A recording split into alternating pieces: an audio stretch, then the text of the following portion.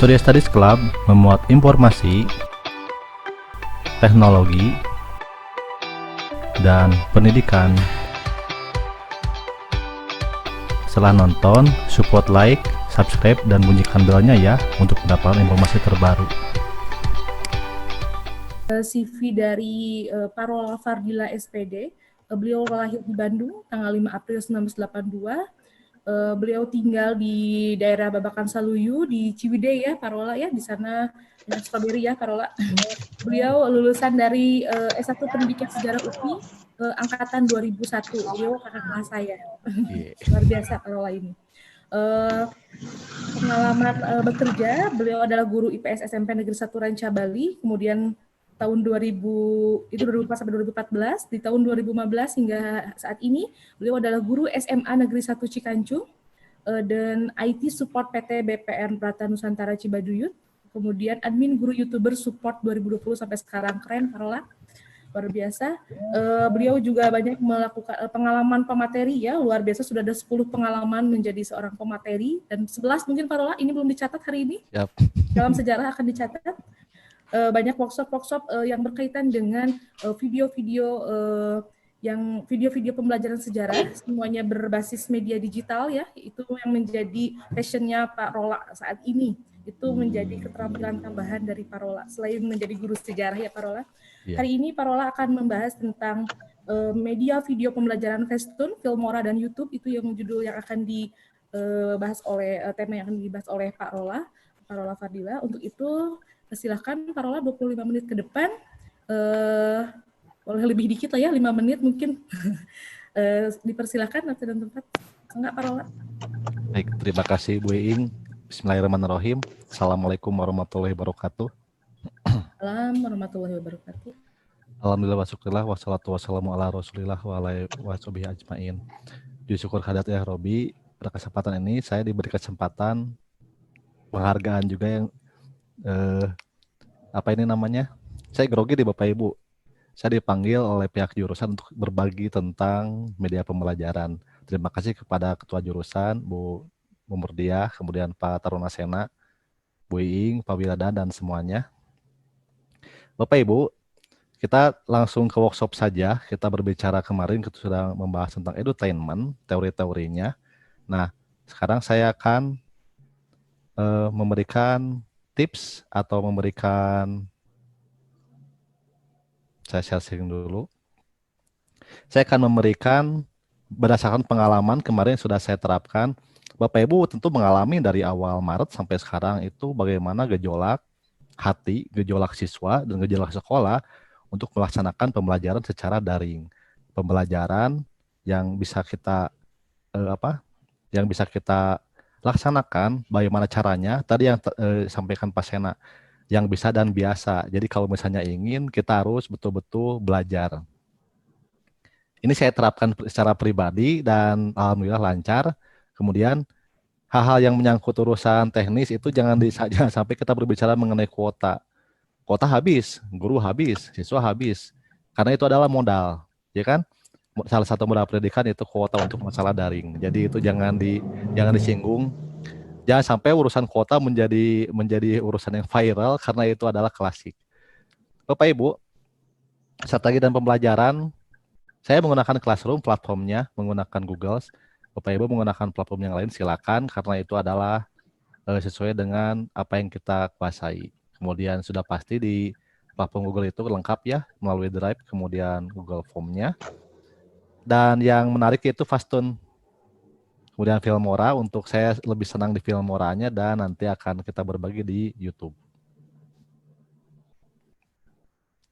Bapak Ibu, ini adalah salah satu media pembelajaran multimedia interaktif hasil pekerjaan Articulate Storyline. Ini saya dapatkan dari pelatihan pembatik level 3 karena harus membuat sebuah media pembelajaran. Ini silakan cari tutorialnya di YouTube banyak atau di sumber belajar Kemdikbud karena ini menarik. Ini seperti mendigitalkan PowerPoint. Jadi nanti akan berbentuk file HTML5. Ini menarik. Nanti bisa diekspor ke APK dan media pembelajaran yang kita buat seperti ini nanti bisa kita share APK-nya ke siswa menginstall dan bisa terjadi interaksi interaktif. Kita bisa memberikan tugas dan sebagainya. Kalau saya di sini hanya materi saja. Ini adalah sumber belajar edutainment. Tadi Pak Sena sudah memberikan tugas Bapak Ibu ya. Baik, inilah dia. Saya akan memberikan gambaran. Kalau tugas satu itu tidak usah karena kita tidak akan berbicara kelas virtual. Poin dua itu adalah membuat video pembelajaran software rekam layar. Bisa dengan PowerPoint, bisa dengan gambar atau bentuk sumber belajar lain. Kita pakai Pastun. Mengapa Pastun? Karena beberapa hal itu lebih mudah. Karena ini adalah, saya sudah sematkan nanti linknya. Kemudian, untuk yang rekam layar di online itu kurang dianjurkan karena nanti akan ada watermark-nya. Nah, itu lebih baik pakai branding kita saja. Selanjutnya yaitu editing video dengan Filmora. Mengapa Filmora? Banyak aplikasi yang lain, apalagi yang senang bermain di gadget atau di handphone, bisa menggunakan KineMaster atau yang lainnya atau Power Director atau Viva Video. Tapi di sini saya memberikan fitur Filmora full versi di 83, 873 itu ada crack-nya, jadi enak. Mohon maaf ya, ini bukan membajakan, tapi memang kita menggunakan aplikasi-aplikasi yang no watermark. Yang terakhir yaitu ini dia. Bapak Ibu sudah punya channel YouTube, mari kita kembangkan di sini supaya channel YouTube kita lebih berkembang sebagai channel pendidikan, bukan channel prank, bukan channel karaoke-karaokean, bukan channel TikTok atau dan sebagainya. Jadi siswa melihat channel kita adalah channel pembelajaran. Mari kita mulai materinya.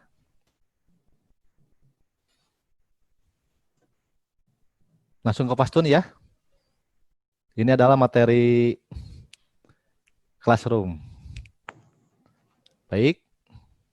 Pastun Capture itu penting. Mengapa penting? Karena tutorial-tutorial yang dibuat di YouTube itu hampir dominan jika diteliti itu rata-rata lebih banyak menggunakan Pastun. Mau yang membuat tutorial tentang pembelajaran, IT, atau share edukasi yang lainnya, itu rata-rata menggunakan Pastun. Mengapa? Karena Pastun itu aplikasinya ringan, hanya 2 MB saja. Kemudian cara menggunakannya mudah dan hasilnya bagus. Mengapa? Karena output dari Pastun itu hasilnya resolusinya bagus, kemudian ketika kita edit itu mudah dan hasil rekamannya itu lebih sedikit, tidak menguras hard disk kita. Itu yang penting ya, Bapak Ibu. Ketika kita berbicara video, itu akan menguras kapasitas hard disk kita. Mengapa? Seperti kita merekam di handphone. Kita menggunakan resolusi yang Full HD 1920 1080, kemudian kita copy ke laptop itu akan menguras berapa giga untuk beberapa menit video saja. Ini pun sama, tapi untuk Pastun tidak. Kemudian manfaatnya kita bisa merekam file PowerPoint. Jadi mulai sekarang sudah saatnya file-file yang ada di laptop kita itu pindahkan ke Drive karena Google memberikan 15 GB gratis untuk kita dan buatlah video-videonya. Ketika kita sudah masuk file ke Drive itu berarti kita mempunyai flash disk gratis, flash disk digital. Selanjutnya yaitu file PDF. Dan yang lebih menarik yaitu objek. Dengan satu gambar, kita bisa memberikan motivasi, kita bisa memberikan materi kepada siswa-siswi dengan menggunakan Pastun. Kita bisa contohnya ini peta penjelajahan samudra Belanda ya menuju Indonesia. Kita bisa menjelaskan di sini, kemudian nanti saya mempunyai fitur untuk mencoret-coret di layar, ada di PDF-nya nanti disampaikan. Kita bisa coret-coret di sini, jadi menarik. Seperti itu. Atau kemudian membuat tips dan tutorial. Itu yang sering banyak digunakan oleh guru-guru. Saya pun jadi bingung, guru-guru banyak aktif di YouTube, tapi lebih banyak untuk memberikan tips cara membuat ini, cara membuat itu. Mengapa tidak ke skill kita sebagai guru untuk mengajar? Jadi itu harusnya lebih ke skill kita sebagai pengajar. Jadi untuk tipsnya itu kan terlalu banyak lah di YouTube. Kemudian itu kan IT di luaran juga sama. Jadi mari mulai sekarang kita bangun channel YouTube kita itu sebagai channel pendidikan, channel khas milik kita. Jadi siswa akan mencari materi tentang ngapal kita itu akan lari ke channel kita, tidak akan lari ke guru lain. Outputnya Nah, ini outputnya saya pun sama. Ini rekam layar tentang awal-awal bulan Maret, tutorial Google Form quiz online, bahan evaluasi untuk classroom. Kemudian dengan membuat bitly untuk memperpendek link. Kemudian ini saya membuat rekam layar tentang cara install editing Filmora 9, editing film tanpa watermark. Selanjutnya kemarin saya kebetulan jadi peneliti PPDB, ini menarik juga. Video ini di YouTube mendapatkan 46.000 penonton. Siswa-siswi tertarik untuk menonton video ini karena penjelasannya menarik nampaknya, kemudian informasinya jelas. Atau ini rekam layar PowerPoint dari materi. Ini silakan berkreasi untuk apapun yang ada di layar kita, rekam dan siap untuk dijadikan video. Bapak Ibu, tadi disampaikan mengapa Filmora?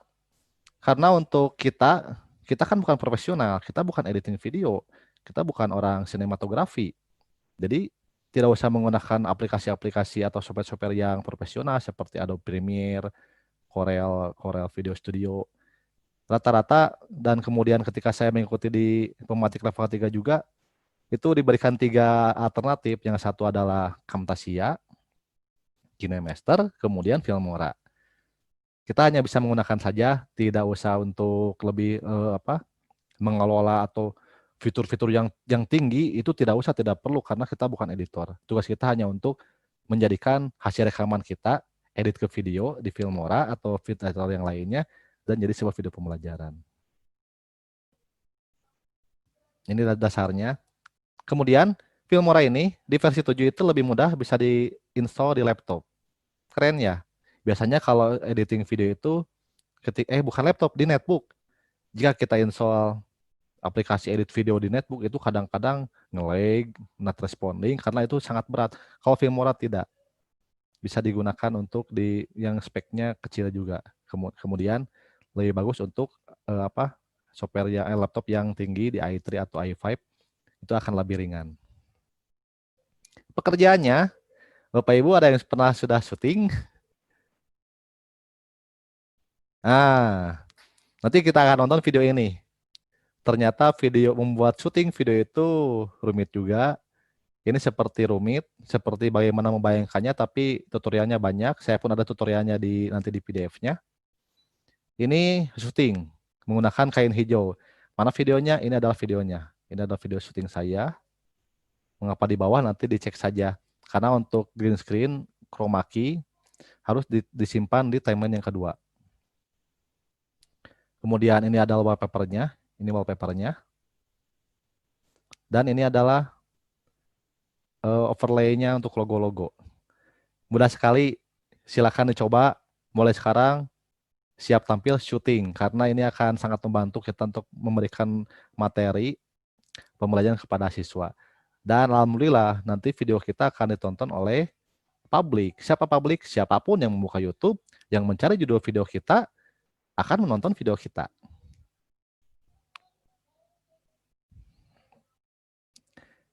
Baik, YouTube. Bapak Ibu nanti berkunjung ya ke channel Rola Fardila.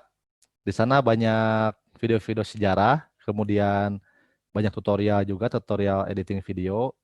Kita berbagi di sana, kita sharing. Yang mau link video juga ada, link installernya juga ada. Ya, alhamdulillah ini channel saya bangun dari awal 2017 sampai sekarang. Memang jangan khawatir Bapak Ibu kalau membangun YouTube itu kan iming-imingnya harus konsisten, harus sama biar cepat monet. Tidak seperti itu. Saya pun awal ketika uploadnya video-video tentang upacara, kegiatan OSIS, kegiatan sekolah. Baru mulai sekarang sudah fokus ke video pembelajaran.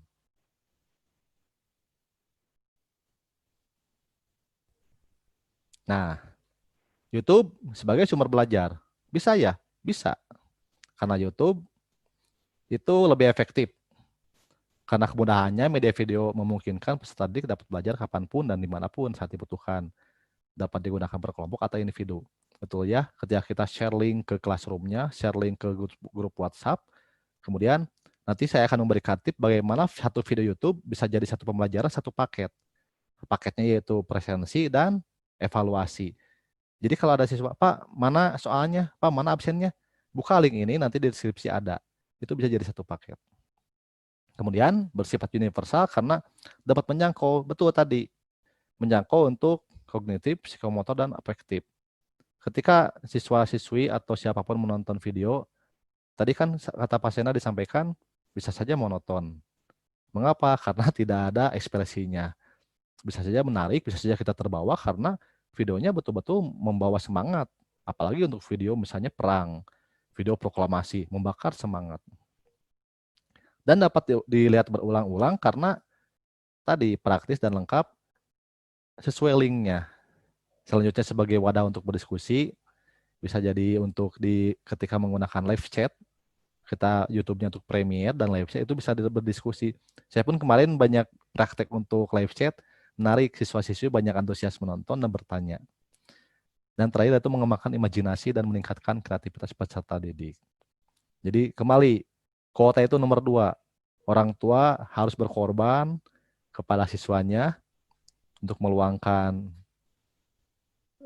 kuota kepada siswa-siswi. Dan kita pun sama, ketika kita upload video kan itu menguras kuota juga. Speedy pun sama, harus kita bayar. Jadi di sini yang saya tekankan yaitu berkreasi, media pembelajaran, edutainment. Kita berkreasi, kita bukan sebagai orang entertain, tapi kita bisa mengedukasi. Mari kita lihat. Nah, ini dia. Nanti hasil karyanya ketika tadi disampaikan oleh Pak Sena tentang list pekerjaannya, ini yang harus dilampirkan di YouTube-nya. Yang pertama yaitu metadata judul. Memuat isi berdasarkan silabus. Contohnya ini video saya, hubungan manusia dan sejarah dalam ruang dan waktu. Nanti masukkan kompetensi dasar 3.1. Kemudian kelasnya. Ini mujarab, ini menarik. Video ini mendapatkan penonton 10.000 penonton, 12.000 penonton. Baru tayang 2 minggu yang lalu. Karena apa? Siswa-siswi, guru-guru sedang mencari bab 1. Bagaimana nih mendapatkan materi bab 1 di YouTube tentang sejarah peminatan. Seperti itu. Deskripsi, itu saya sering mendapatkan deskripsi kadang kosong, kadang tidak diisi, kadang seperti ini. Di video ini saya akan share tentang bla bla bla. Ujung-ujungnya, oke guys, jangan lupa like, comment, dan subscribe channel ini agar lebih berkembang. Nampaknya untuk kita, untuk menjadikan YouTube sebagai media pendidikan, jangan seperti itu. Tapi tidak diharamkan. Ya rugi-rugi. Jadi sayang sekali kalau kita pakai dengan kata-kata seperti itu karena tidak akan menambah kualitas dari channel kita. Deskripsi itu nanti ada contohnya. Berikan informasi video dari durasi 0 menit sampai ke akhir. Isi keseluruhan video.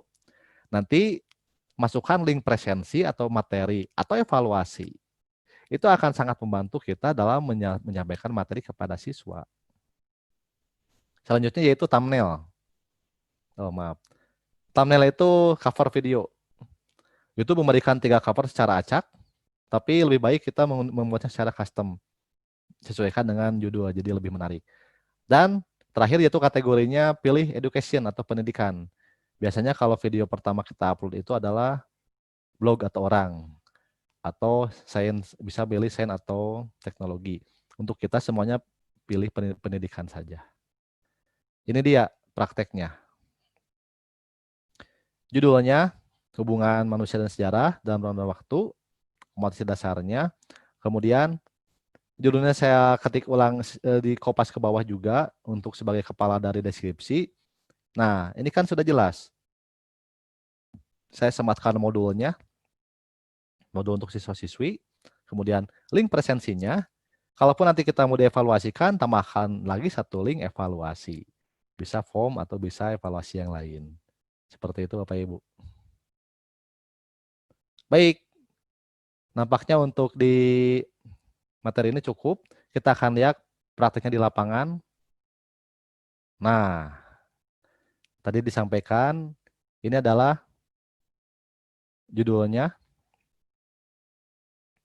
Kemudian deskripsi. Ini judul deskripsi. Nah, ini dikopas saja dari drive kita. Bapak Ibu biasa kalau menekan link itu menggunakan GG. kalau bisa itu dihentikan juga karena Gigi itu tidak kompatibel untuk beberapa aplikasi. Login saja di Bitly. Saya menggunakan Bitly enak. Login di Bitly, kemudian semuanya itu akan lebih mudah untuk, tapi ini tidak menganjurkan juga yang saya alami. Lebih baik di Bitly saja. Nah, ini dia. Ini penjelasan dari video saya. Sebetulnya kurang panjang ya, ini baru 2 paragraf, baru 3. Nah, ini apa? Ini hashtag. Hashtag itu adalah untuk memudahkan penelusuran. Ini karena dari pembatik, jadi saya masih gunakannya ini. Best practice level 3. Ini dia. Kualitas channel kita itu harus melihat dari hashtagnya. Saya selalu menggunakan video pembelajaran sejarah. Karena apa? Ketika siswa-siswi akan mencari atau guru-guru sejarah lain yang akan mencari video, mereka nggak tahu judulnya, tapi mereka akan ketik video pembelajaran sejarah, maka akan kita. Semua koleksi video kita akan muncul ke yang bersangkutan. Itu menjadi template hashtag. Kemudian ini judulnya, masukkan juga hubungan manusia dan sejarah. Dilengkapi juga. Nah, jadi ini dapat dari mana? Dapat dari penelusuran awal di YouTube. Tambahkan juga ini yang terakhir, materi sejarah peminatan kelas 10.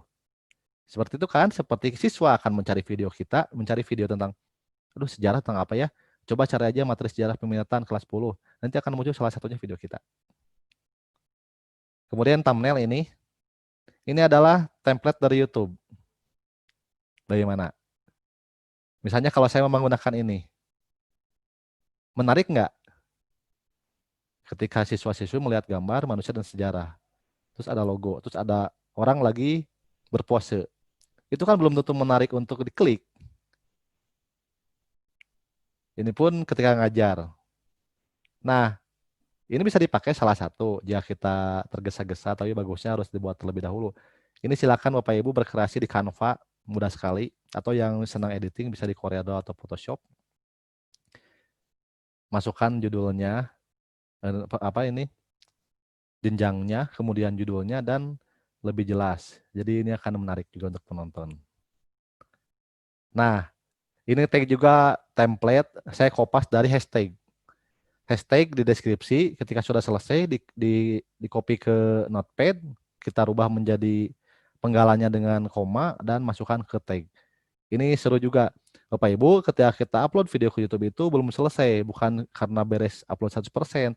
Di sana banyak pekerjaan, supaya nanti video kita akan lebih menarik dan lebih banyak mendatangkan penonton. Opsi lainnya nanti dilihat. Tadi disampaikan mengenai kategori. Ini dia. Kategori itu bisa banyak. Ini template dari YouTube-nya. Gunakan pendidikan. Saya selalu menggunakan pendidikan. Nanti kategori channel kita itu akan satu template, yaitu pendidikan. Penasaran videonya? Mari kita nonton dulu videonya sebentar ya.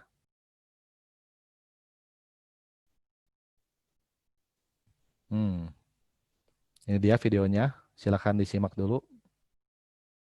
Ya. Manusia dan sejarah tidak dapat dipisahkan. Sebegitu pentingkah peran manusia dalam sejarah? Bagaimana manusia menjadi penggerak sejarah? Lalu, apa sebenarnya sejarah itu? Sehingga Soekarno berpesan, jangan sekali-kali meninggalkan sejarah. Yuk simak video ini.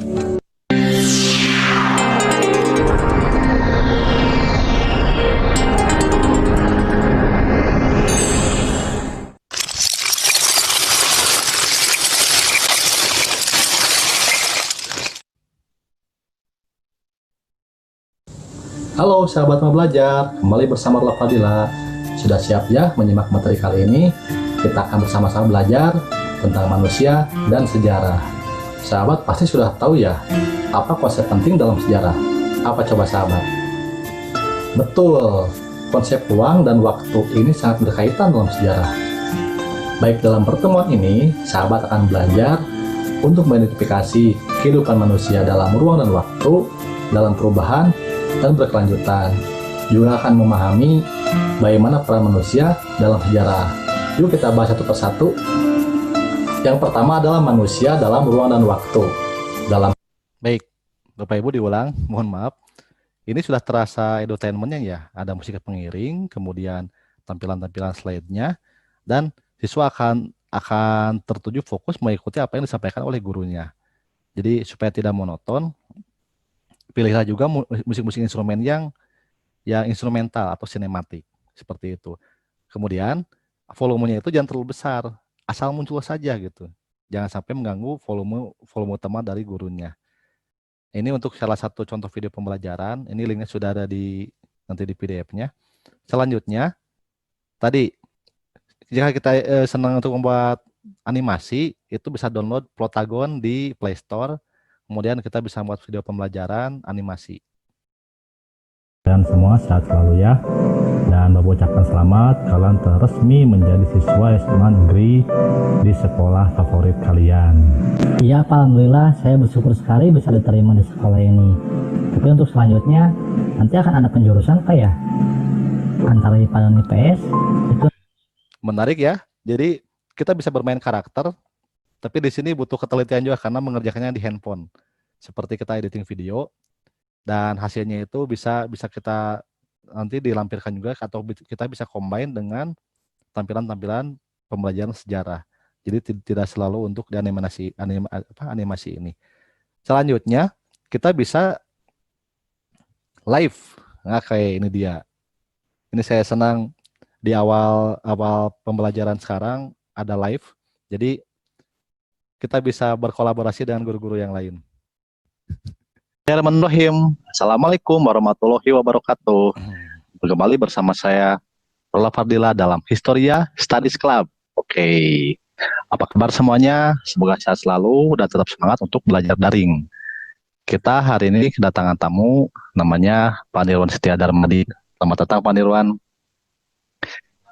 Kesempatan ini kita akan membahas tentang kerajaan-kerajaan maritim di Indonesia pada masa Hindu-Buddha. Nah, ini kita berbicara mengenai moderatornya. Ini sebagai panelisnya. Kita cek dia menyampaikan materi. Saya pilih pendapat yang paling bagus dan langsung saya kontak. Kita ke tengah-tengah dulu ya. Pada abad Baik. Bapak Ibu, ini ini saya maksud interaktif dengan siswa-siswi. Jawa, sekitaran Nanti Jawa akan ada Barat yang pertanyaan sekarang juga. posisi provinsi.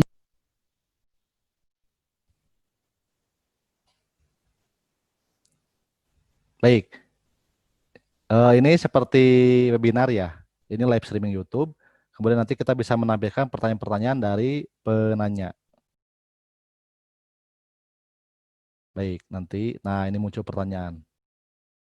Nah, kita mulai dari sini. Dengan wilayah laut Cina Selatan, ya. Peserta didik bisa bertanya Cina langsung, mengklaim wilayahnya, berinteraksi. Indonesia juga mengklaim Kita akan wilayah pilih kita. pertanyaan-pertanyaan yang maksud. Gitu ya. Ini Itu menarik semoga juga. menjadi pembahasan untuk bahan diskusi lebih lanjutnya, bisa langsung secara japri ya untuk pembahasan materi nanti kita bahas di Google Classroom untuk anak-anak kelas 11. Oke, Bapak Ibu, untuk live streaming seperti ini bisa menggunakan StreamYard. Tapi ini syaratnya channelnya itu harus 1000 subscribe dulu. Kalau sudah 1000 subscribe kita bisa live streaming menggunakan StreamYard. Jadi yang masih belum 1000 semangat, nanti pasti bisa. Kita akan live mengajar dengan YouTube. Yang terakhir, yang sangat mudah sekali, yang sering banyak dilakukan oleh Bapak Ibu guru, yaitu menggunakan rekam layar. Ini hasil dari Fastun. Bismillahirrahmanirrahim. Assalamualaikum warahmatullahi wabarakatuh. Jumpa kembali bersama saya Rola Fardila. ETM atau afirmasi harus melampirkan kartu program penanganan kemiskinan. Ada 3 ya, ada KIS. Baik, itulah Bapak Ibu pekerjaan kita di YouTube. Jadi nanti kita akan sinkronkan materi dari Pak Sena, kemudian praktek dari saya. Bu Ing, satu lagi, ada yang baru disampaikan, ini PDF-nya. 1 menit aja. Sudah habis, ya nggak apa-apa. 1 menit, Bu. Mangga. Bapak Ibu, saya sudah share ke panitia untuk PDF-nya. Ini wajib menggunakan internet. Jadi jika dibuka saja atau cuma di print saja itu tidak akan dapat apa-apa. Ini modul yang saya kembangkan. Yang pertama Classroom, ini dilewat saja.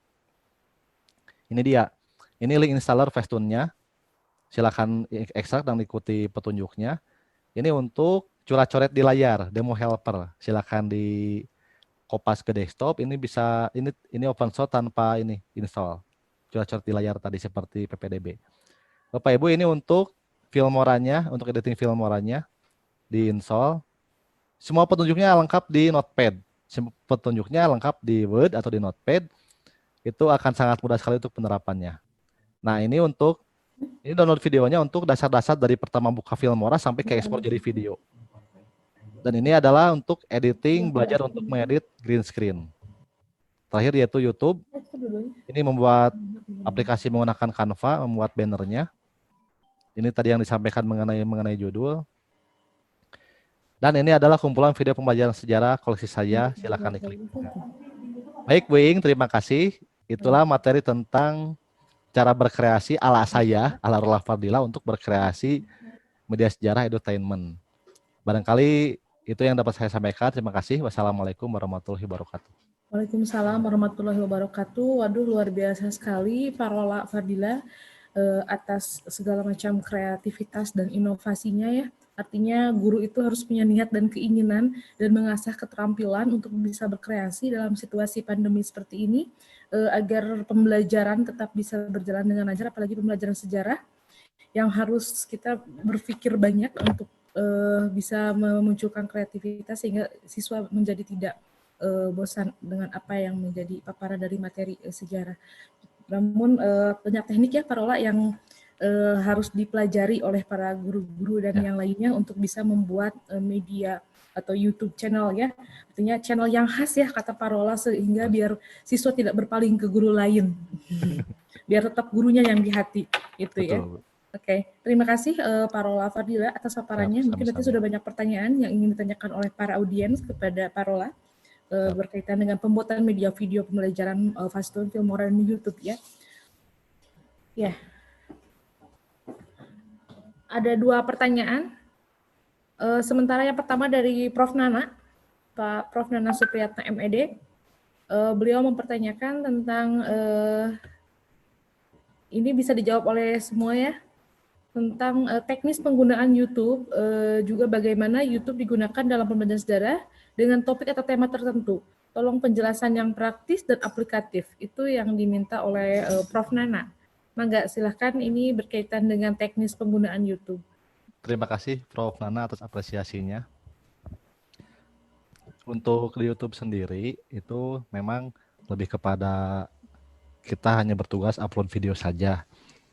Nah, penjelasan praktis yang aplikatif untuk di deskripsinya itu di YouTube ada metadata tadi disampaikan. Ini masuk ke SEO, Search Engine Optimization. Jadi tadi juga diberikan informasi mengenai. Bu Ing, boleh share screen lagi saya? Boleh, sebentar. Stop share dulu ya. Ya. Okay. Jadi di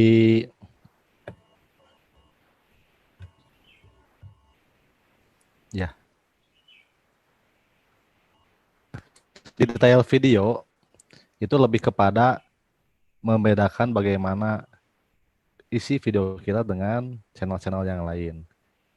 Tadi disampaikan mengenai kompetensi dasar.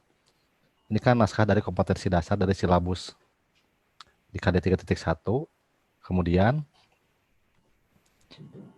selanjutnya ada link. Ini ada link modul yang saya upload ke Google Drive. Dan yang terakhir yaitu presensi. Nanti juga bisa dimasukkan juga ke dalam deskripsi YouTube-nya itu evaluasi. Jadi ini bisa satu paket dari materinya, penampilan performal kitanya. Kalau Bapak Ibu kalau misalnya belum percaya diri ya tidak masalah, tidak usah maksakan gitu harus syuting apa.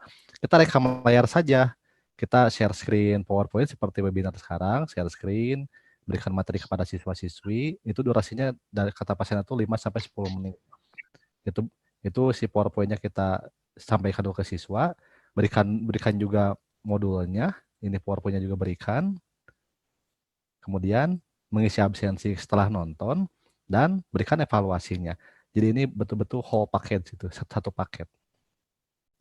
Nah, untuk kondisi tertentu nanti kita bisa saja memberikan cuplikan-cuplikan video-video sejarah, tapi mohon maaf untuk YouTube kan itu ada hak cipta.